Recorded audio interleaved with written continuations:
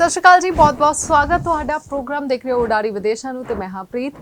Competition education and immigration services ਤੋਂ mister Karan ji ਸਾਡੇ ਨਾਲ ਹੋਣਗੇ, ਜਿਨ੍ਹਾਂ ਦੇ ਨਾਲ ਅਸੀਂ ਕੈਨੇਡਾ ਬਾਰੇ ਗੱਲ ਕਰਾਂਗੇ।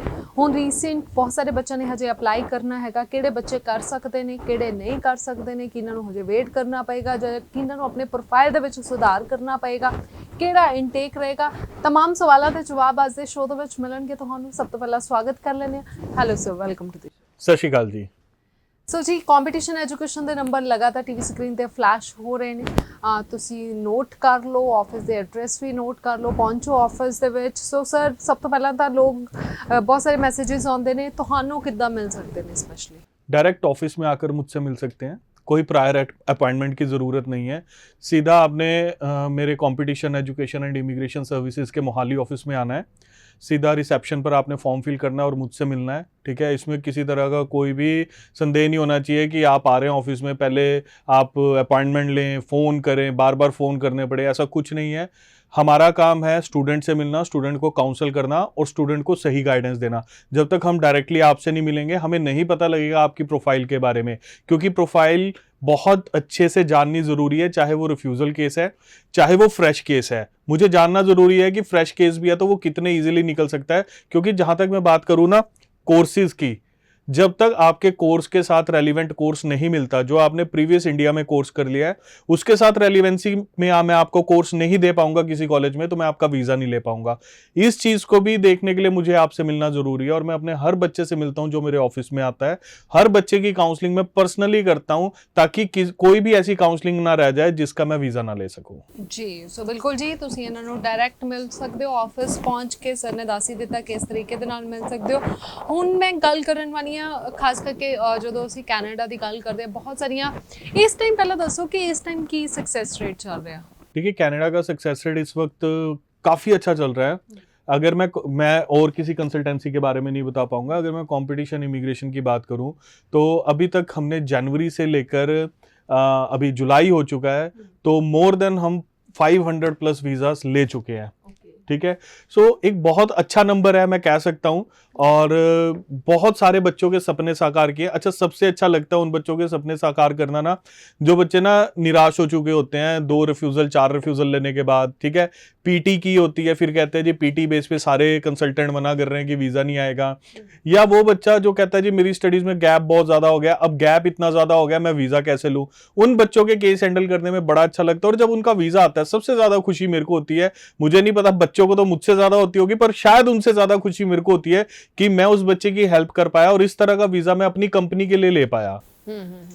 सो बिल्कुल। अच्छा, जिमें कि गल मैं करा रिफ्यूज स्टूडेंट्स की, जो बच्चा रिफ्यूज होंदा बहुत पैनिक होना शुरू हो जाते हैं बच्चे, है ना। तो रिफ्यूजल दे विच वाकई पैनिक होने की ज़रूरत है या फिर आप रिफ्यूजल तो बाद भी वीज़ा हासिल कर सकते हैं? देखो, रिफ्यूज़ल में पैनिक या घबराने जैसी कोई बात नहीं है। पहली बात तो अगर रिफ्यूज़ल आ गया, एम्बेसी ऑफिसर ने आपको आपके रिफ्यूज़ल लेटर के नीचे लिख कर दिया है कि you are welcome to reapply your case in Canadian embassy, ठीक है। वो लिख कर दे रहे हैं, दैट मीन उनको आपका कोई डॉक्यूमेंट नहीं पसंद आया, कोई डॉक्यूमेंट की कमी थी, या वो चीज़ जो वो कह रहे थे आपकी एसओपी में होनी चाहिए, वो चीज़ प्रेजेंट नहीं थी। मैं इसमें छोटा सा आपको एक एग्जाम्पल देता हूँ। बहुत छोटी सी बात है, बट कई कंसल्टेंट इसको इग्नोर कर देते हैं कि ये तो रेगुलर उनका रिफ्यूजल लेटर पे लिखी हुई चीज है।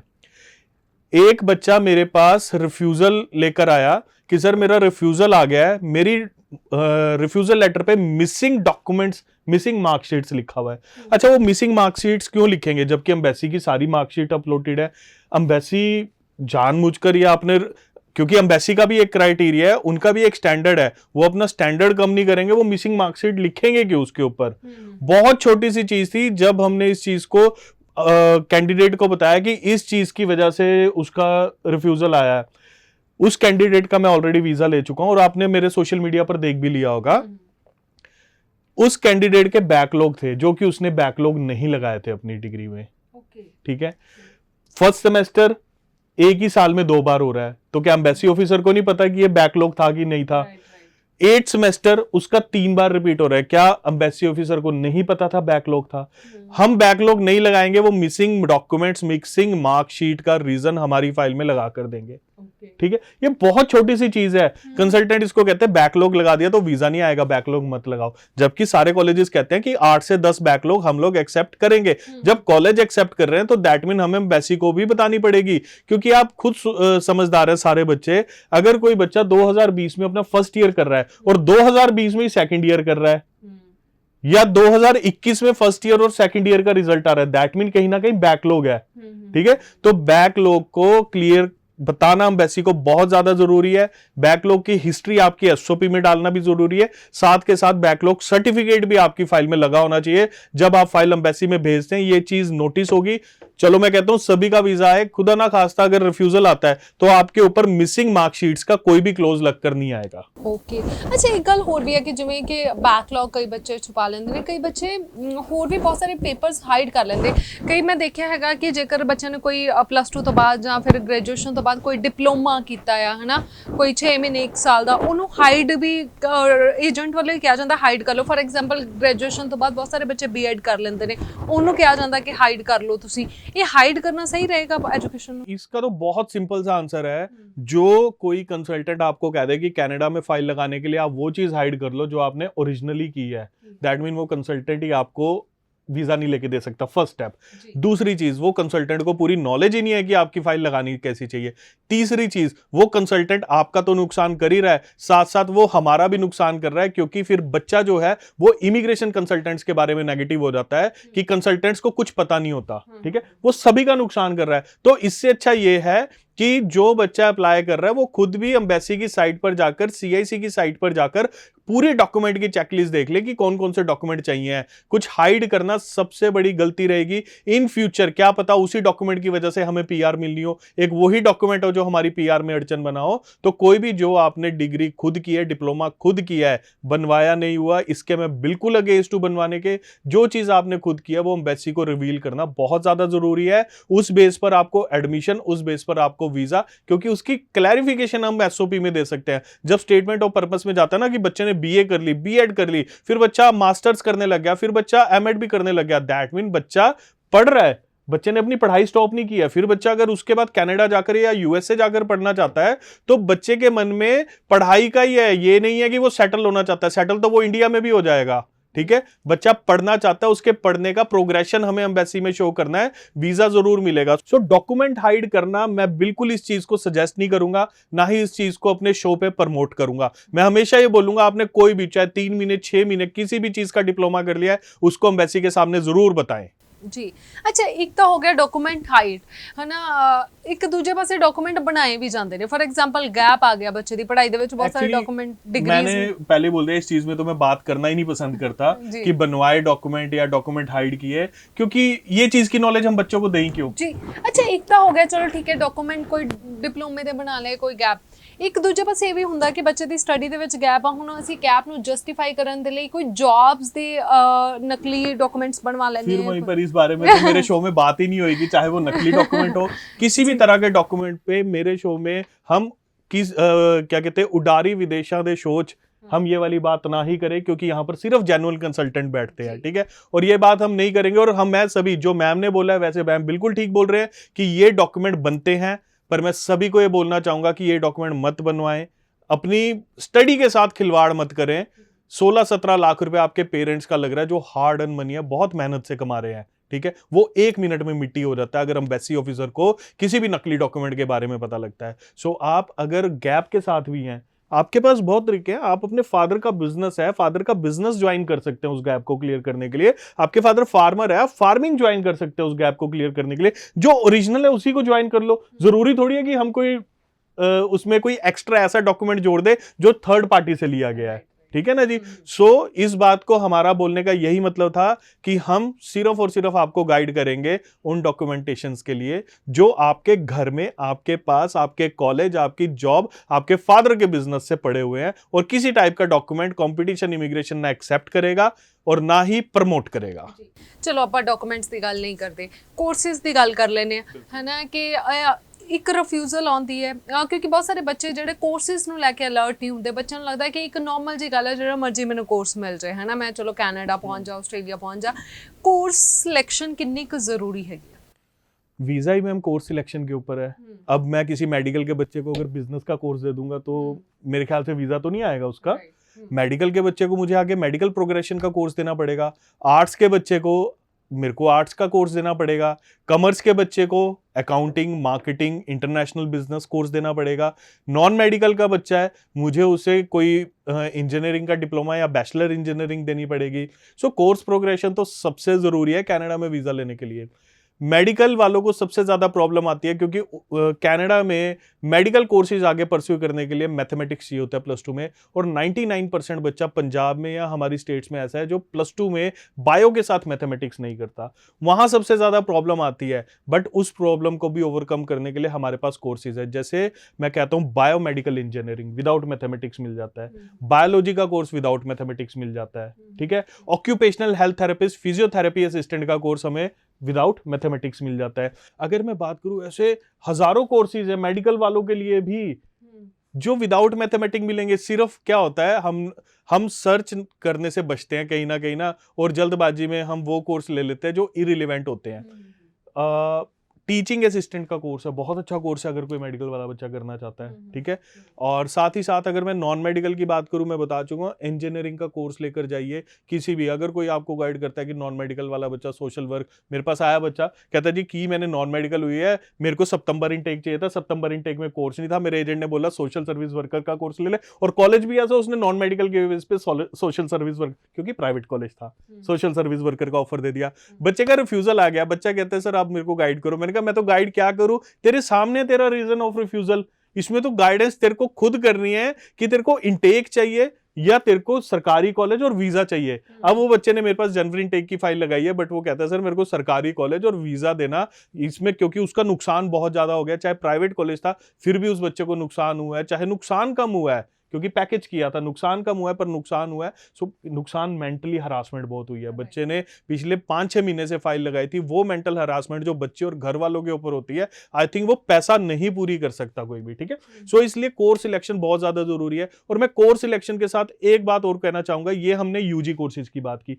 अब मैं पीजी कोर्सेज की बात भी करता हूं। जो बच्चा पोस्ट ग्रेजुएट या मास्टर के कोर्सेज करने के लिए जाना चाहता है, पोस्ट ग्रेजुएशन में अगर कोई बच्चा मेडिकल बैकग्राउंड छोड़ के किसी भी बैकग्राउंड का है, चाहे उसने नॉन मेडिकल की है, बीएससी की है, एमए की है, उसने एमए एमएड कर लिया, वो मास्टर्स इन बिजनेस एडमिनिस्ट्रेशन के लिए जा सकता है क्योंकि it's a generic course. MBA कोई भी बच्चा कर सकता है जो परस्यू करना चाहता है, जिसकी स्टेटमेंट ऑफ पर्पस में दिख जाए कि हाँ मैं एमबीए करके ये वाली जॉब कर सकता हूं, वो बच्चा एमबीए जरूर कर सकता है। साथ ही साथ पीजी डिप्लोमास बहुत बने हैं। प्रोजेक्ट में कोई भी अगर नॉन मेडिकल वाला बच्चा, इंजीनियरिंग वाला बच्चा प्रोजेक्ट मैनेजमेंट के कोर्सेज के लिए जा सकता है। रेलिवेंसी बहुत इजीली बनती है, बच्चा खुद अपनी एसओपी बना सकता है। हम चाहे सैंपल शेयर कर देंगे पर सैंपल को कभी कॉपी मत करना, सिर्फ और सिर्फ अपना थोड़ा सा बैठ के, आपको टाइम लगेगा 1-2 दिन का टाइम लगेगा अपनी एसओपी प्रिपेयर करने में। गाइड कंपटीशन इमिग्रेशन आपको पूरा करेगा। मास्टर डिग्रीज की मैं बात करूं, मास्टर डिग्री के लिए चाहे वो एमएड हो, चाहे एमबीए हो, चाहे वो हेल्थ केयर में मास्टर डिग्रीज है, मेरे पास अभी भी जनवरी इनटेक के लिए सीट्स ओपन है। जो बच्चा जनवरी इनटेक के लिए अप्लाई करना चाहता है वो मुझसे डायरेक्ट ऑफिस में आके एक बार मिल सकता है। जी बिल्कुल जी बिल्कुल। सो कोर्सेज ਜਿਵੇਂ ਸਰ ਨੇ ਕਿਹਾ ਬਹੁਤ ਇਹਨੂੰ ਤੁਸੀਂ ਲਾਈਟਲੀ ਬਿਲਕੁਲ ਨਹੀਂ ਲੈਣਾ, ਕਿਉਂਕਿ ਜੋ ਬਹੁਤ ਸਾਰੇ ਬੱਚੇ ਸੋਚਦੇ ਨੇ ਇਹ ਕਿ ਚਲੋ ਜਿਹੜਾ ਮਰਜ਼ੀ ਮੈਨੂੰ ਕੋਰਸ ਦੇ ਦਿੱਤਾ ਜਾਵੇ ਮੈਂ ਕੈਨੇਡਾ ਪਹੁੰਚ ਜਾਵਾਂ, ਇਹ ਤਾਂ ਸੋਚ ਕੇ ਬਿਲਕੁਲ ਨਹੀਂ ਚੱਲਣਾ, ਕਿਉਂਕਿ ਕੋਰਸ ਦੀ ਇੱਕ ਸਿਲੈਕਸ਼ਨ ਜਿੱਥੇ ਤੁਹਾਡੇ ਵੀਜ਼ਾ ਲੱਗਣ ਦੇ ਵਿੱਚ ਬਹੁਤ ਜ਼ਿਆਦਾ ਮਦਦ ਕਰਦੀ ਹੈ, ਉੱਥੇ ਜਾ ਕੇ ਵੀ ਤੁਹਾਡਾ ਭਵਿੱਖ ਸੈੱਟ ਕਰਨ 'ਚ ਵੀ ਮਦਦ ਕਰਦੀ ਹੈ। ਸੋ ਕੋਸ਼ਿਸ਼ ਇਹੀ ਕਰੋ, ਕਿਉਂਕਿ ਇੱਥੋਂ ਬਹੁਤ ਸਾਰੇ ਬੱਚੇ ਜਿਹੜੇ ਤੁਸੀਂ ਜਦੋਂ ਇੱਥੇ ਇੰਡੀਆ 'ਚ ਵੀ ਪੜ੍ਹਾਈ ਕਰਨੀ ਹੁੰਦੀ ਹੈ ਤਾਂ ਵੀ ਤੁਸੀਂ ਮਿਹਨਤ ਕਰਦੇ ਹੋ। ਸੋ ਕੈਨੇਡਾ 2-3 ਸਾਲ ਦੀ ਮਿਹਨਤ ਕਰ ਲਓ ਤੇ ਵਧੀਆ ਤੁਹਾਡਾ ਭਵਿੱਖ ਜਿਹੜਾ ਹੋ ਸਕਦਾ ਹੈ। ਸੋ ਇਹ ਤਾਂ ਕੋਰਸਿਸ ਦੀ ਗੱਲ ਹੋਈ। ਹੁਣ ਮੈਂ ਨਾ ਬਹੁਤ ਸਾਰਾ ਬੱਚਾ ਪ੍ਰੋਵਿੰਸਿਸ ਨੂੰ ਲੈ ਕੇ ਵੀ ਕਨਫਿਊਜ਼ ਹੈ ਇਸ ਟਾਈਮ, ਹੈ ਨਾ, ਕਿ ਮੈਂ ਕਿਹੜੇ ਪ੍ਰੋਵਿੰਸ 'ਚ ਜਾਵਾਂ। ਫਿਰ ਇਹ ਵੀ ਕਿਹਾ ਜਾਂਦਾ ਕਿ ਰੀਜਨਲ ਏਰੀਆਜ਼ ਨੂੰ ਵੀ ਅੱਜ ਕੱਲ੍ਹ ਪ੍ਰਮੋਟ ਕੀਤਾ ਜਾਂਦਾ ਹੈਗਾ ਆ। ਸੋ ਤੁਸੀਂ ਇਸ ਟਾਈਮ ਜੇਕਰ ਮੈਂ ਬੱਚਿਆਂ ਦੀ ਗੱਲ ਕਰਾਂ, ਕਿਹੜਾ ਪ੍ਰੋਵਿੰਸ ਉਹਨਾਂ ਲਈ ਬੈਟਰ रहेगा इस टाइम? इस टाइम अगर मैं कनाडा की बात करूं, कनाडा में वो बच्चा किसी भी प्रोविंस में जाए, 2 साल पढ़ने के बाद बच्चे को 3 साल का वर्क परमिट मिलता है, जा सकता है। रीजनल एरियाज में जा सकता है, वहां पे आरएनआईपी के अंडर बच्चा अप्लाई कर सकता है, rural northern immigration pilot program के ऊपर। आपने ठीक कहा, रीजनल एरियाज कहीं ना कहीं वीज़ा सक्सेस रेट ज़्यादा मिलता है, क्योंकि आज की डेट में हर बच्चा टोरंटो, ब्रैम्पटन, वैंकूवर, सरी, टोरंटो, ब्रैम्पटन, वैंकूवर, सरी, दिन में मैं 10 काउंसलिंग करता हूँ, उसमें से 9 काउंसलिंग टोरंटो, ब्रैम्पटन, वैंकूवर, सरी की मेरे पास होती है। रीजनल एरिया में कॉलेजेस हैं, सरकारी कॉलेजेस जो इंडिया से बच्चे ले रहे हैं, अगर बच्चा वहां पर अप्लाई करता है, यस, उसे वीज़ा बहुत ईजिली भी मिलता है। वो इसलिए क्योंकि उनको कॉलेजेस को भी बच्चा चाहिए। एम्बेसी ऑफिसर कहीं ना कहीं ये भी टारगेट करते हैं कि उन एरियाज में भी बच्चा जाए, सारा बच्चा ब्रैम्पटन या टोरंटो में ना भरे। सो रीजनल एरिया में अगर आप अप्लाई करना चाहते हैं, पहले वहाँ की पीआर पॉलिसी भी पढ़ लीजिए कि वहाँ की पीआर पॉलिसी क्या रहेगी, उस पीआर पॉलिसी के बेस पे भी आप अप्लाई कर सकते हैं। इवन कनाडा में आप अगर अप्लाई करना चाहते हैं टोरंटो से 2.5 से 3 घंटे की दूरी पे, वहाँ पे भी मैं आपको एक ऐसा rural northern immigration pilot program का ऑप्शन दे सकता हूँ जहाँ पे आप अप्लाई कर सकते हैं, जहाँ पर आपकी पीआर बहुत ईजिली हो जाएगी। आरएनआईपी को और अच्छे से समझने के लिए आपको एक बार मुझसे मिलना जरूर पड़ेगा। मैं अभी टीवी शो पर पूरा आरएनआईपी नहीं समझा सकता क्योंकि वो बहुत लेंथी प्रोसीजर है। अगर आप मेरे सामने बैठे होंगे, मैं आपको पीआर तक की पूरी फॉर्मेलिटी बता दूंगा कि रिक्वायरमेंट क्या है और आपने किन चीजों का ध्यान रखना है कॉलेज में पढ़ते हुए आरएनआईपी के अंदर। जी अच्छा, ਪ੍ਰਵਿੰਸ ਦੀ ਗੱਲ ਹੋ ਗਈ, ਕੋਰਸਿਸ ਦੀ ਗੱਲ ਹੋ ਗਈ, ਗਵਰਨਮੈਂਟ ਔਰ ਪ੍ਰਾਈਵੇਟ ਨੂੰ ਲੈ ਕੇ ਵੀ ਬੱਚਾ ਬੜਾ ਕਨਫਿਊਜ਼ ਹੈ ਨਾ। ਤੁਸੀਂ ਕੀ ਮੰਨਦੇ ਹੋ ਕਿ ਬੱਚੇ ਨੂੰ ਪ੍ਰਾਈਵੇਟ, ਕਿਉਂਕਿ ਚਲ ਠੀਕ ਹੈ ਗਵਰਨਮੈਂਟ 'ਚ ਤਾਂ ਜਾਓ ਹੀ ਜਾਓ, ਪ੍ਰਾਈਵੇਟ ਕਾਲਜਸ ਦੇ ਵਿੱਚ ਐਡਮਿਸ਼ਨ ਲੈਣੀ ਚਾਹੀਦੀ? हाँ, प्राइवेट कॉलेज में एडमिशन लो जिसमें फीस पहले जा रही है, ठीक है, जिनके पाथवेज ऑलरेडी बने हैं उन कॉलेजेस में एडमिशन लो। वीजा आएगा आपका, बच्चे का भविष्य जो है वो बनेगा। 1 साल प्राइवेट कॉलेज में पढ़ो, देन उसके बाद 2 साल सरकारी कॉलेज में पढ़ो, 3 साल का वर्क पेमेंट मिलेगा। मूव होना इजी है क्योंकि उन्होंने अपना ग्रेडिंग सिस्टम बनाया। ऑलरेडी बच्चों को सेकंड ईयर का ऑफर लेटर उस सरकारी कॉलेज से या यूनिवर्सिटी से मिलता है प्राइवेट कॉलेज में, ठीक है।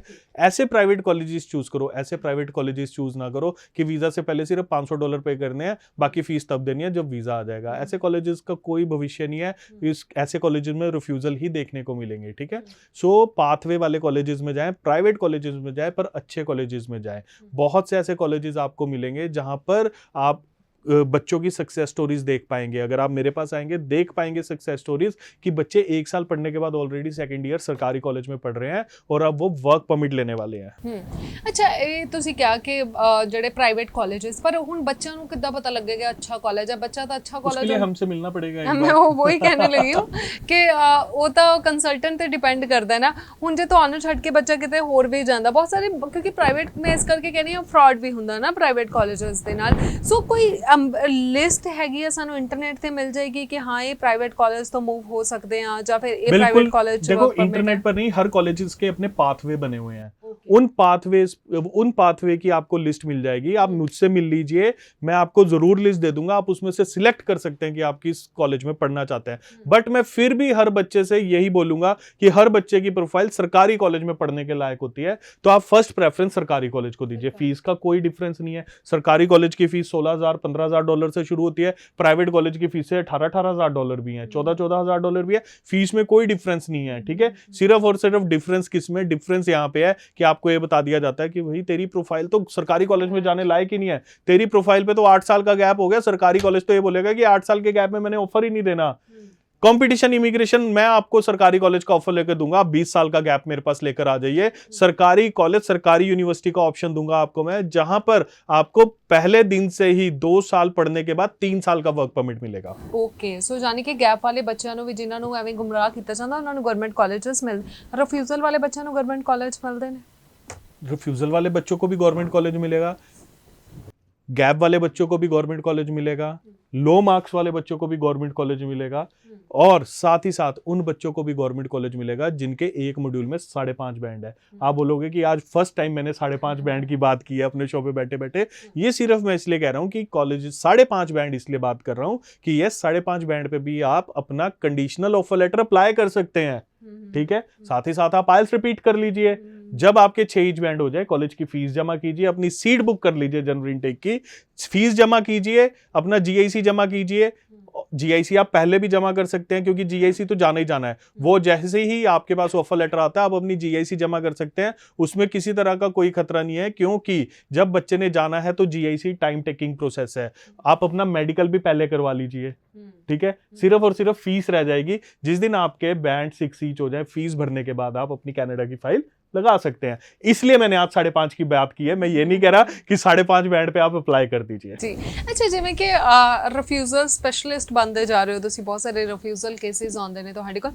ਇੱਕ ਤਾਂ ਚਲੋ ਠੀਕ ਹੈ, ਅਗਰ ਬਾਈ ਚਾਂਸ ਹੁਣ ਬੱਚੇ ਨੇ ਕਿਤੇ ਹੋਰ ਵੀ ਆਫਰ ਲੈਟਰ ਅਪਲਾਈ ਕੀਤਾ, ਹਜੇ ਤੱਕ ਉਹਦਾ ਨਹੀਂ, ਉਹਨੂੰ ਕੋਈ ਰਿਸਪੌਂਸ ਨਹੀਂ ਮਿਲ ਰਿਹਾ, ਜਾਂ ਕਿਤੇ ਹੋਰ ਰਿਫਿਊਜ਼ ਹੋਇਆ, ਕਾਲਜ ਆਲਰੇਡੀ ਫੀਸ ਜਾ ਚੁੱਕੀ ਆ ਉਹਦੀ, ਹੈ ਨਾ, ਸਾਰਾ ਕੁਝ ਹੋ ਚੁੱਕਿਆ, ਉਹ ਬੱਚਾ ਵੀ ਤੁਹਾਡੇ ਕੋਲ ਆ ਸਕਦਾ, ਸੇਮ ਉਹੀ ਕਾਲਜ ਦੇ ਵਿੱਚ ਦੁਬਾਰਾ ਤੁਸੀਂ ਐਡਮਿਸ਼ਨ ਕਰਵਾ ਸਕਦੇ ਹੋ?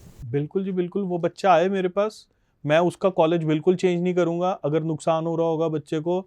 और मैं यही उससे रिक्वेस्ट करूंगा कि अगर कोई कंसल्टेंट आपको कहता भी है कि जी आपका एक रिफ्यूज़ल आ गया, फीस रिफंड लेके दूसरा कॉलेज लो मेरे वाला जिसमें मुझे कमीशन आना है, मत करना। एक बार मुझसे मिल लो आकर, उसी कॉलेज में रीअप्लाई करके आपके वीज़ा ले लेंगे। पैसों का नुकसान बहुत ज़्यादा होगा। पहले आप पैसा वापस मंगवाएंगे, उसमें आपको नुकसान होगा, फिर दोबारा से आप पैसा भेजेंगे, उसमें आपको नुकसान होगा। इससे अच्छा यही है, अगर आपका रिफ्यूज़ल आ गया है, एक बार मुझसे मिल लीजिए। 100% पॉसिबिलिटी यही है कि मैं आपका उसी कॉलेज के ऑफर लेटर पर हम आपका वीज़ा अप्लाई करेंगे। आपका हम ऑफर लेटर बिल्कुल चेंज नहीं करेंगे, क्योंकि बच्चे का जब नुकसान होगा उसका सीधा इम्पैक्ट बच्चे के पेरेंट्स के ऊपर पड़ेगा, क्योंकि उन्होंने आगे फर्दर अपनी भी देखना है कि जहां से 18-20 लाख रुपया वो ऑलरेडी लगा चुके हैं, है ना। तो मैं ये चीज को बिल्कुल भी प्रमोट नहीं करूंगा। सो आप मेरे पास एक बार जरूर मिले। 100% मैं पहले भी बोल चुका, 100% उसी कॉलेज में मैं आपको वीजा लेकर दूंगा। ओके। अच्छा, पीटी वाले स्टूडेंट्स दी की कंडीशन 10 अगस्त तक वेट करन ਜਾਂ ਹੁਣੇ ਵੀ ਅਪਲਾਈ ਕਰ ਸਕਦੇ ਨੇ? नहीं, पीटी वाले स्टूडेंट अभी अप्लाई करें, वेट करने की तो जरूरत ही नहीं है।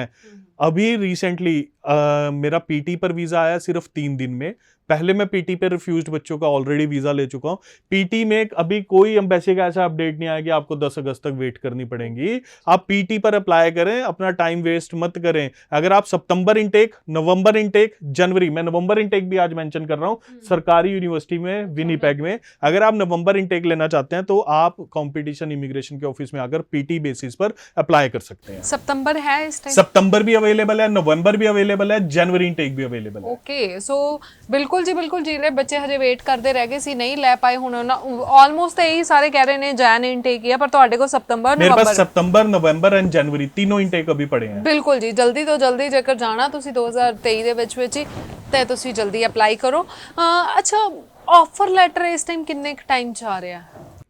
Offer letter? हाँ जी। मैं सरकारी कॉलेज का offer letter within 2 days से लेकर 5 डेज के अंदर अंदर बच्चे को प्रोवाइड कर दूंगा। सरकारी कॉलेज में मेंशन कर रहा हूं अगेन कि सरकारी कॉलेज का ऑफर मैक्सिमम 5 दिन में मैं बच्चे को दे दूंगा, जो भी बच्चा अप्लाई करना चाहता है जी। अच्छा, तो ऑफर लेटर तो बाद कितने टाइम दा प्रोसीजर रहंदा? ऑफर लेटर के बाद देखिए फीस और जीआईसी रेडी है, तो ऑफर मुझे सिर्फ और सिर्फ आपके 10 से 12 दिन चाहिए आपका वीजा फाइल करने के लिए। 1 दिन में फीस, 1 दिन में जीआईसी, मेडिकल के बाद फाइलिंग के लिए 10 से 12 दिन चाहिए। बाकी एम्बेसी का प्रोसेसिंग टाइम है कि एम्बेसी कितना टाइम लेती है। आजकल एम्बेसी भी 3 दिन में, 4 दिन में, 10 दिन में, हम सभी सोशल मीडिया पे देख रहे हैं, हर कोई अपडेट कर रहा है, 8 दिन में वीजा आ गया, 7 दिन में वीजा आ गया, 10 दिन में वीजा आ गया, मेरा 3 दिन में आ गया वीजा एक। ठीक है, तो हम तो यही प्रमोट करेंगे कि एम्बेसी ने यही सोचा है कि जो बच्चा इनटेक से पहले अप्लाई करेगा उसको वीजा जरूर मिल जाएगा। यहां सबसे अच्छी बात यह है कि डेफरमेंट का जो सीन था, डेफरमेंट हो रही थी ना बच्चों की कि इस इनटेक में नहीं मिल रहा, एम्बेसी ने वीजा नहीं दिया, हम नेक्स्ट इनटेक में जाएंगे, वो काफी कुछ सेव हो चुका है। तो आपको मैं सितंबर से पहले पहले वीजा जरूर लेकर दूंगा। सो कंपटीशन एजुकेशन ਦੇ ਨੰਬਰ ਆ ਗਏ ਨੇ ਤੁਹਾਡੇ ਕੋਲ, ਨੋਟ ਕਰਕੇ ਰੱਖੋ। ਆਫਿਸ ਚ ਪਹੁੰਚੋ, ਸਰ ਨੂੰ ਮਿਲਣਾ ਹੈਗਾ ਡਾਇਰੈਕਟ, ਤੁਸੀਂ ਆਫਿਸ ਚ ਪਹੁੰਚ ਸਕਦੇ ਹੋ। ਸਰ ਨੇ ਅੱਜ ਕਹਿ ਦਿੱਤਾ ਕੋਈ ਅਪਾਇੰਟਮੈਂਟ ਲੈਣ ਦੀ ਜ਼ਰੂਰਤ ਨਹੀਂ ਹੈਗੀ, ਡਾਇਰੈਕਟ ਇਹਨਾਂ ਨੂੰ ਮਿਲ ਸਕਦੇ ਹੋ। ਸਤਿ ਸ਼੍ਰੀ ਅਕਾਲ sir, thank you so much. सत श्री अकाल जी। ਸੋ ਸਟੂਡੈਂਟਸ, ਬਾਕੀ ਜੇਕਰ ਤੁਸੀਂ ਲੱਗੇ ਹੋਏ ਵੀਜ਼ਾਸ ਦੇਖਣਾ ਚਾਹੁੰਦੇ ਹੋ, ਮੈਂ ਹੁਣ ਕੁਝ ਸਟੋਰੀਜ਼ ਜਿਹੜੀਆਂ ਸਕਸੈਸ ਸਟੋਰੀਜ਼ ਆ ਤੁਹਾਡੇ ਨਾਲ ਸ਼ੇਅਰ ਵੀ ਕਰਾਂਗੀ। ਤੁਸੀਂ ਖੁਦ ਬੱਚੇ ਦੀ ਐਗਜ਼ਾਮਪਲ ਜਿਹੜੀ ਆ ਉਹਨਾਂ ਦੇ ਮੂੰਹੋਂ ਸੁਣ ਸਕਦੇ ਹੋ। ਬਾਕੀ ਇਹਨਾਂ ਦੇ ਸੋਸ਼ਲ ਮੀਡੀਆ ਪੇजेस ਤੇ ਜਾ ਕੇ ਵੀ ਤੁਸੀਂ ਚੈੱਕ ਕਰ ਸਕਦੇ ਹੋ ਜਿਹੜੇ ਵੀਜ਼ਾਸ ਆ ਰਹੇ ਨੇ, ਜਿਨ੍ਹਾਂ ਦੀ ਅਸੀਂ ਗੱਲ ਵੀ ਕਰਦੇ ਹਾਂ ਸ਼ੋਜ਼ ਦੇ ਵਿੱਚ। ਸਤਿ ਸ਼੍ਰੀ ਅਕਾਲ। सत श्रीकाल, मैं Deepika, competition education and immigration services Mohali से। आज हमारे साथ है मोहित राणा फ्रॉम नंगल, जिनका कनाडा का स्टडी वीज़ा रिसीव हुआ है। सो कंग्रेचुलेशंस मोहित। सो कैसा फील हो रहा है आपको? ਵਧੀਆ ਜੀ, ਵਧੀਆ ਲੱਗ ਰਿਹਾ ਜੀ। ਮਤਲਬ ਕਿ ਪਹਿਲਾਂ 2 ਵਾਰੀ ਫਾਈਲ ਲਾਈ ਸੀਗੀ, Okay. 2 ਹੀ ਵਾਰੀ ਰਿਫਿਊਜ਼ਲ ਆਈ ਜੀ। ਉਸ ਤੋਂ ਬਾਅਦ ਫਿਰ ਸਰ ਨਾਲ ਗੱਲਬਾਤ ਕੀਤੀ ਜੀ, ਸਰ ਨੇ Okay. ਮਤਲਬ ਵਿਸ਼ਵਾਸ ਦਿਲਾਇਆ ਕਿ ਹਾਂ ਤੁਹਾਡਾ ਕੰਮ ਬਣ ਜਾਣਾ ਜੀ ਇੱਦਾਂ ਦਾ। ठीक है। ਫਿਰ ਆਪਾਂ ਲਾਈ ਫਾਈਲ ਜੀ, ਫਿਰ ਸਾਡਾ ਆ ਗਿਆ ਜੀ ਵੀਜ਼ਾ। ठीक है, तो आप मुझे ये बताओ, 2 बार आपका रिफ्यूजल था, आपने आइल्स किया था या पीटी किया था? आइल्स की थी। ओके, आइल्स किया था। सो आइल्स का बैंड स्कोर क्या है आपका? मेरे ओवरऑल 6.5 है। Overall 6.5, no band less than 6। ठीक है, तो आप अपनी प्रोफाइल हमारे साथ डिस्कस करेंगे एक बार? हाँ जी, मैं जी अपनी +2 ਕੀਤੀ ਵੀ ਜੀ ठीक है, ਤੇ 2018 ਚ ਪਾਸ ਆਊਟ ਹੋਇਆ ਵਾ ਜੀ ठीक है। CBSE बोर्ड ਤੋਂ। +2 की है, 2018 में पास आउट हैं, तो आप मुझे बताएंगे क्या परसेंटेज है आपकी? 60 को नहीं जी। ओके, 60% के साथ 2018 में इन्होंने +2 की थी, तो गैप के साथ वीजा आया है। तो आप मुझे बताएंगे गैप +2 के बाद आपने कुछ किया था इस गैप में बीच में? ਮੈਂ ਜੀ ਕੰਪਿਊਟਰ ਦਾ ਕੋਰਸ ਕੀਤਾ ਵਾ ਇੱਕ Okay. ਬੇਸਿਕ ਦਾ ठीक है, ਤੇ ਹੁਣ ਟੈਲੀ ਦਾ ਵੀ ਕਰ ਰਿਹਾ ਜੀ ਮੈਂ। ठीक है, ठीक है। सो आप मोहित की मदर से पूछेंगे कि उनको कैसा फील हो रहा है 2 बार रिफ्यूजल्स के बाद वीजा आया। Hello ma'am. हेलो, बहुत अच्छा मैम। बहुत अच्छा लग रहा है मुझे तो। So congratulations once again. Thank you so much Mohit, thank you so much ma'am, thank you. ਮੇਰਾ ਨਾਮ ਪ੍ਰਵਿੰਦਰ ਕੌਰ, ਮੈਂ ਜ਼ੀਰਕਪੁਰ ਤੋਂ ਹਾਂ ਜੀ। अच्छा, ਤੇ ਮੇਰੀ ਲਾਸਟ ਸਟੱਡੀ 2016 ਚ ਸੀ, ਮਾਸਟਰ ਆਫ ਆਰਟਸ। आर्ट्स ਕੀਤੀ ਹੈ, ਹਾਂਜੀ। ਲੇਕਿਨ ਉਹ ਪੰਜਾਬੀ ਮੀਡੀਅਮ ਚ ਕੀਤੀ ਹੈ। ਹਾਂਜੀ, ਪੰਜਾਬੀ ਮੀਡੀਅਮ ਚ ਕੀਤੀ ਸੀ। ਤੇ ਮੇਰਾ ਸਵਾਲ ਇਹ ਹੈ ਕਿ ਮਾਸਟਰ ਆਫ ਆਰਟਸ 2016 ਚ ਕੀਤੀ ਹੈ, ਉਸ ਤੋਂ ਬਾਅਦ ਤੁਹਾਡਾ ਕੋਈ ਐਕਸਪੀਰੀਅੰਸ ਸੀ ਜੋ ਜਸਟੀਫਾਈ ਕੀਤਾ ਗਿਆ? ਉਹ ਮੇਰਾ ਸਕੂਲ ਚ experience C. Okay. I have been teaching from 2016 okay, ਠੀਕ ਹੈ। ਇਨ ਸਕੂਲ। ਤੇ ਤੁਹਾਨੂੰ ਕਦੀ ਕਿਸੇ ਨੇ ਦੱਸਿਆ ਕਿ ਮਾਸਟਰ ਤੋਂ ਬਾਅਦ ਜਦੋਂ ਜਾਣਾ ਉਹਦੇ ਬਹੁਤ ਜ਼ਿਆਦਾ ਮੁਸ਼ਕਿਲ ਹੋ ਜਾਂਦੀ ਹਾਂਜੀ ਹੈ? ਹਾਂਜੀ, ਕੰਪਲਿਕੇਸ਼ਨ ਸੀ, ਕਿਉਂਕਿ ਮੈਨੂੰ ਇਹ ਵੀ ਸੀ ਕਿ ਆਰਟਸ ਦੀ ਅੱਜ ਕੱਲ੍ਹ ਜਿਵੇਂ ਤੁਹਾਨੂੰ ਪਤਾ ਹੀ ਹੈ ਸਾਰੇ ਟ੍ਰੈਂਡ 'ਚ ਨਹੀਂ ਹੈਗੀ, ਤਾਂ ਕਰਕੇ ਫਿਰ ਆਪਾਂ ਬਹੁਤ ਕਨਫਿਊਜ਼ ਸੀ ਉਸ ਟਾਈਮ। ਫਿਰ ਸਾਨੂੰ ਕਿਸੇ ਨੇ ਕਰਨ ਸਰ ਬਾਰੇ ਦੱਸਿਆ ਤੇ ਅਸੀਂ ਇੱਥੇ ਆਏ ਬਹੁਤ ਉਮੀਦ ਨਾਲ, ਤੇ ਸਾਡੀ ਉਮੀਦ ਪੂਰੀ ਹੋਈ ਤੇ ਮੇਰਾ ਵੀਜ਼ਾ 15 ਡੇਜ਼ ਦੇ ਅੰਦਰ ਹੀ ਆਇਆ। ਅੱਛਾ, 15 ਡੇਜ਼ ਦੇ ਅੰਦਰ ਹੁਣ ਵੀਜ਼ਾ ਆ ਚੁੱਕਾ ਹੈ। ਤੇ ਮੈਂ Thank you ਦੱਸ so ਸਕ much. ਹਾਂ ਮੈਂ ਹਾਂਜੀ। ਦੱਸ ਸਕਦੀ ਹਾਂ ਕਿ ਕਾਲਜ ਤੇ ਯੂਨੀਵਰਸਿਟੀ ਕਿਹੜੇ ਨਾਮ ਕੀ ਹੈ ਜਿਸ ਤੋਂ ਤੁਸੀਂ ਜਾ ਰਹੇ ਹਾਂਜੀ, ਅਲਗੋਮਾ ਯੂਨੀਵਰਸਿਟੀ ਮੈਮ, ਬ੍ਰੈਂਪਟਨ। ਹਮ। ਤੇ ਅਸੀਂ ਬਹੁਤ ਖੁਸ਼ ਹਾਂ ਕਿ ਅਸੀਂ ਬਿਲਕੁਲ ਹੋਪਲੈਸ ਸੀ ਉਸ ਟਾਈਮ ਨਾ, ਹੋ? ਤੇ thank you so much. Right, competition education and immigration ਨੂੰ ਕਿਉਂ ਰਿਫਿਊਜ਼ਲ ਐਕਸਪਰਟ ਕਿਹਾ ਜਾਂਦਾ ਹੈ? ਅੱਜ ਸਾਡੇ ਨਾਲ ਐਗਜ਼ਾਮਪਲ ਮੌਜੂਦ ਹੈ, ਹਾਮਿਦ ਖਾਨ ਜੀ ਮੌਜੂਦ ਹੈ, ਜਿਨ੍ਹਾਂ ਦੇ 3 ਰਿਫਿਊਜ਼ਲ ਤੋਂ ਬਾਅਦ ਵੀਜ਼ਾ ਹੈ। ਸੋਸ਼ਿਕਾ, ਬਹੁਤ ਬਹੁਤ ਸਵਾਗਤ ਹੈ। Thank you. ਤੇ ਕਦੋਂ ਤੁਸੀਂ +2 ਕੀਤੀ ਸੀ, ਕਿਹੜੇ ਸਾਲ ਚ ਕੀਤੀ ਸੀ? ਮੈਂ +2 ਹੁਣ 2018 ਚ ਪਾਸ ਆਊਟ। ਅੱਛਾ, ਉਸ ਤੋਂ ਬਾਅਦ ਹੀ ਤੁਸੀਂ ਵੀਜ਼ਾ ਲਗਾਉਣਾ ਸ਼ੁਰੂ ਕਰ ਦਿੱਤਾ ਸੀ, ਟਰਾਈ ਕਰਨਾ? ਹਾਂਜੀ, ਫਸਟ ਟਾਈਮ 2021 ਚ ਫਸਟ ਰਿਫਿਊਜ਼ਲ ਆਈ ਸੀ। ਓਕੇ, ਉਸ ਤੋਂ ਬਾਅਦ 2 ਹੋਰ ਰਿਫਿਊਜ਼ਲ ਆਈਆਂ ਸੀ ਰੀਸੈਂਟਲੀ। ਅੱਛਾ। ਨਾਓ ਹੁਣ ਮੈਂ ਵੀਜ਼ਾ ਮੇਰਾ ਆ ਗਿਆ, ਮੈਂ ਬਹੁਤ ਫਿਰ ਤੁਸੀਂ ਮਤਲਬ ਇੱਕ ਪੂਰੀ ਕੰਪਨੀ ਚੇਂਜ ਕੀਤੀ, ਕੰਪੀਟੀਸ਼ਨ ਕੋਲ ਆਏ ਹੋ? ਹਾਂਜੀ ਹਾਂਜੀ। ਕੁਝ ਦੱਸਿਆ ਕਿ ਕਮੀ ਕੀ ਆ ਰਹੀ ਸੀ SOP ਚ ਜਾਂ ਫਾਈਲਿੰਗ ਦੇ ਵਿੱਚ ਜਿਸ ਕਾਰਨ ਤੁਹਾਡਾ ਰਿਫਿਊਜ਼ਲ ਆਇਆ ਜਾਵੇ? ਅਸਲ 'ਚ ਮੈਮ ਜਿੱਥੋਂ ਪ੍ਰੀਵੀਅਸ ਜਿਹੜੇ ਏਜੰਟ ਤੋਂ ਲਵਾਏ, ਚਲੋ 9 ਤਾਂ ਕਾਹਨੂੰ ਲੈਣਾ, ਉਹਨਾਂ ਨੇ ਮੈਂ ਕਿਹਾ ਸੀ ਐਕਸਪੀਰੀਅੰਸ ਤੇ ਜਿਹੜਾ ਮੇਰਾ ਮੈਮ ਸਟੱਡੀ ਸੀਗੀ ਉਹ ਮਿਸਮੈਚ ਕਰ ਰਿਹਾ ਸੀ SOP 'ਚ, ਉਹਨਾਂ ਨੇ ਕਲੈਰੀਫਾਈ ਨਹੀਂ ਕੀਤਾ। ਉਹੀ ਚੀਜ਼ ਆ ਕੇ ਮੈਂ ਕਰਨ ਸਰ ਨੂੰ ਦੱਸੀ, ਇਹਨਾਂ ਨੇ ਪੂਰੀ ਐਗਜ਼ੈਕਟ ਉਹ ਯਾਨੀ ਕਿ ਕਲੈਰੀਫਾਈ ਕਰਕੇ ਹੋਰ ਮੇਰੇ ਡਾਕੂਮੈਂਟ ਜੋ ਰਹਿੰਦੇ ਸੀ ਉਹ ਸਾਰੀ ਕਰਕੇ ਅੱਜ ਮੇਰਾ ਵੀਜ਼ਾ ਆ ਗਿਆ। ਵੀਜ਼ਾ ਦਿਖਾ ਸਕਦੇ ਹੋ ਸਾਡੀ ਆਡੀਅנס ਨੂੰ ਤੁਸੀਂ? ਤੇ ਵੀਜ਼ਾ ਆ ਚੁੱਕਾ ਹੈ ਜੀ। ਤੇ ਇਸ ਦੇ ਇਲਾਵਾ ਇੱਕ ਹੋਰ ਚੀਜ਼ ਮੈਂ ਪੁੱਛਣਾ ਚਾਹੁੰਦੀ ਹਾਂ, ਕਿਹੜੀ ਯੂਨੀਵਰਸਿਟੀ ਤੁਸੀਂ ਜਾ ਰਹੇ ਹੋ ਤੇ ਕਿਹੜੇ ਗ੍ਰੈਜੂਏਸ਼ਨ ਲਈ ਜਾ ਰਹੇ ਹੋ ਤੇ ਕਿਹੜਾ ਸਬਜੈਕਟ ਉੱਤੇ ਚੁਣ ਰਹੇ ਹੋ? ਜੀ ਮੈਂ ਪੋਟੇਜ ਕਾਲਜ ਜਾ ਰਿਹਾ ਆਪਣਾ ਅਲਬਰਟਾ 'ਚ। ਮੇਰਾ ਕੋਰਸ ਹੈਗਾ ਬਿਜ਼ਨਸ ਮੈਨੇਜਮੈਂਟ ਦਾ ਡਿਪਲੋਮਾ। ਰਾਈਟ, ਅੱਛਾ, ਪੋਸਟ ਲੈਂਡਿੰਗ ਸਰਵਿਸਿਜ਼ ਵੀ ਦਿੰਦੇ ਨੇ ਸਰ, ਤੁਹਾਨੂੰ ਪਤਾ ਉੱਥੇ ਜਾ ਕੇ ਜਿੱਦਾਂ ਰਹਿਣ ਸਹਿਣ ਕਿੱਦਾਂ, ਤੁਹਾਡੀ ਗੱਡੀ ਲੈਣ ਆਏਗੀ, ਤੁਹਾਨੂੰ ਸਿਮ ਕਾਰਡ ਮਿਲੇਗਾ, ਇਹ ਸਰ ਨੇ ਤੁਹਾਨੂੰ ਦੱਸਿਆ ਹੋਣਾ? ਹਾਂਜੀ ਹਾਂਜੀ ਮੈਮ, ਸਰ ਨੇ ਸਾਰਾ ਕੁਝ ਦੱਸਿਆ। ਇਹ ਚੀਜ਼ ਬਹੁਤ ਵਧੀਆ ਲੱਗੀ ਕਿਉਂਕਿ ਫਸਟ ਟਾਈਮ ਜਾ ਰਹੇ ਹਾਂ, ਉੱਥੇ ਕੋਈ ਨੋਨ ਵੀ ਨਹੀਂ ਹੈਗਾ ਸਾਡਾ ਵੀ ਜਿਹਦੇ ਲਈ ਅਸੀਂ ਰਹਿ ਲਈਏ। ਸਰ ਨੇ ਬਹੁਤ ਵਧੀਆ ਯਾਨੀ ਕਿ ਵੀ ਇਹ ਚੀਜ਼ ਸਾਨੂੰ ਦੱਸੀ ਤੇ ਹੈਲਪ ਵੀ ਕਰਨਗੇ ਫਿਊਚਰ। ਤੇ ਆਡੀਅנס ਨੂੰ ਕੀ ਕਹਿਣਾ ਚਾਹਦੇ, ਕਿਉਂਕਿ ਨਾ ਕੰਪੀਟੀਸ਼ਨ ਇੱਕ ਮਾਰਕੀਟ ਦੇ ਵਿੱਚ ਨਾਮ ਆ ਕਿ ਰਿਫਿਊਜ਼ਲ ਐਕਸਪਰਟ, ਤੇ ਬਾਕੀ ਹੈਗੇ ਕਿ ਨਹੀਂ ਹੈਗੇ ਦੱਸ ਦਿਓ। ਜ਼ਰੂਰ ਹੈਗੇ ਆ, ਮੈਂ ਤਾਂ ਆਡੀਅנס ਨੂੰ ਇਹੀ ਰਿਕਮੈਂਡ ਕਰੂੰਗਾ ਕਿਉਂਕਿ ਮੈਂ ਜਦ ਅਪਲਾਈ ਕੀਤਾ ਜਦੋਂ ਮੈਂ ਬਿਲਕੁਲ ਹੋਪ ਨਹੀਂ ਸੀਗੀ ਵੀਜ਼ੇ ਦੀ, ਵਿਦਆਊਟ ਹੋਪ ਮੈਨੂੰ ਵੀਜ਼ਾ ਆ ਗਿਆ। ਸੋ ਮੈਂ ਉਹੀ ਕਹਿਣਾ ਵੀ ਸਾਰੀ ਆਡੀਅנס ਨੂੰ ਕਹਿਣਾ ਵੀ ਜਿਨ੍ਹਾਂ ਦੀਆਂ ਵੀ ਜਿੰਨੀਆਂ ਵੀ ਰਿਫਿਊਜ਼ਲਸ ਨੇ ਇੱਕ ਵਾਰ ਕਰਨ ਸਰ ਲਵੇ ਆਓ, ਇਹ ਸੱਚੀ 'ਚ ਰਿਫਿਊਜ਼ਲ ਐਕਸਪਰਟ।